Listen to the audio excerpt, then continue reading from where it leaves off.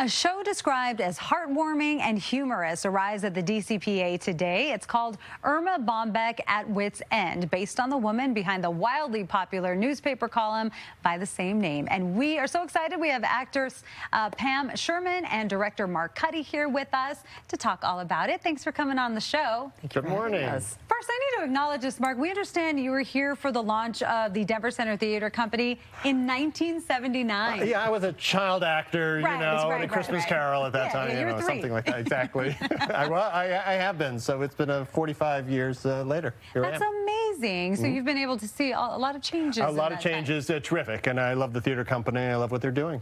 And Pam, you have quite an interesting personal story. You were a lawyer, and then you went into acting. Well, yes, although it kind of happened to me. My law firm went out of business, and I thought, well, I might as well act like a lawyer on TV. It was much more fun. But I hadn't acted for 13 years when Mark cast me in this one-woman show about my idol, Erma Bombeck, and I'm so grateful, forever grateful. Yeah, I mean, that is such a shift, though, from law to acting. Tell us a little bit more about this one-woman show. That's a big task. Well, Erma Bombeck was a trailblazer. She, her story needs to be told for everyone. She was in 900 newspapers, and she told the story of what it was like to be a woman at home raising her kids, and she told it with the truth and humor, and she did it for from the 1960s through the early 1990s, and really she was an incredible advocate also for women. Advocate for so many reasons. What should people take away from this? Yeah, you know, it's surprising how contemporary the story feels.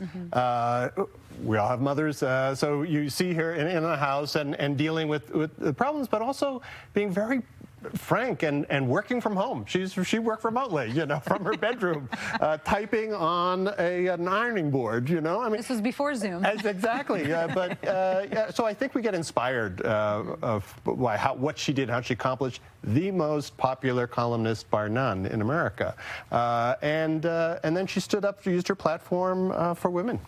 What about being in front of an audience in Colorado, in Denver?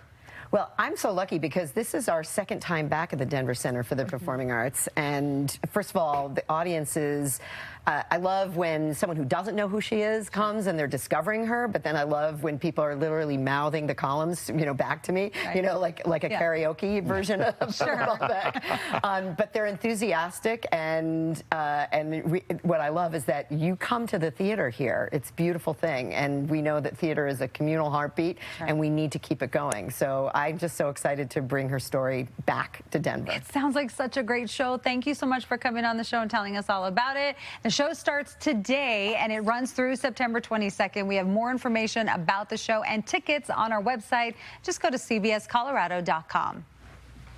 All right.